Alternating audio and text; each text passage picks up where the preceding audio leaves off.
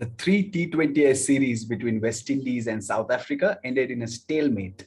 The first match was a washout. The second match was won by South Africa before West Indies pulled one back in that final game. We'll look at some of the talking points on this edition of The Outside View presented by Fast&Up.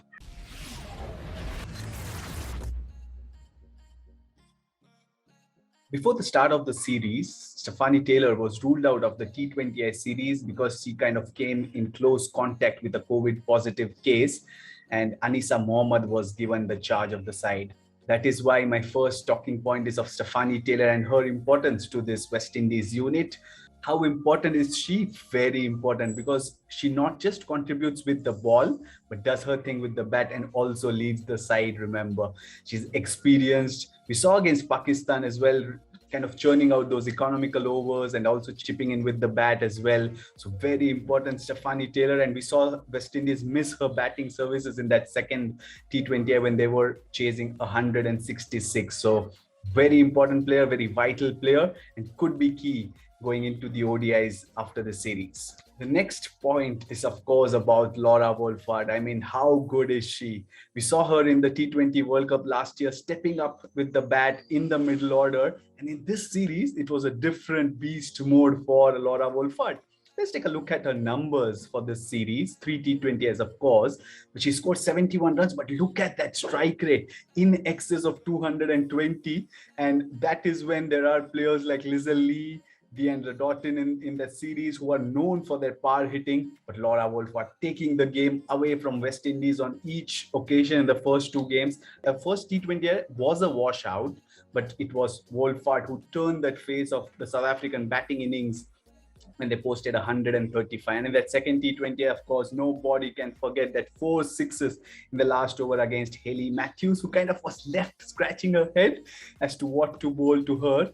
But yes, Laura Wolvaardt is a star, and she's stepping up every single time.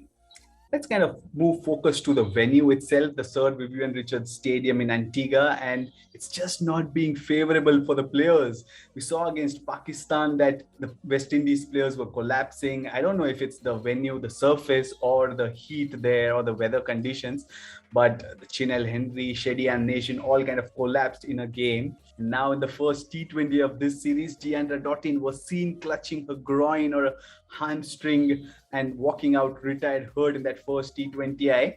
It was good signs that she came back to play the last two T20Is as well. But remember, West Indies would not want to lose Deandra Doughton at all, given that she missed almost last couple of years to injuries. So what is it about Antigua and injuries?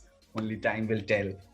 And finally, if you talk about South Africa in recent times and you talk about their seam bowling attack, Shabnim Ismail is the first name that comes to your mind, and no mistake, because she's been there around, done that. But in this 3 T20I series, she did not take part. It could be that South Africa are handling her carefully leading into that World Cup as well. But we saw her miss the games in the 100 as well.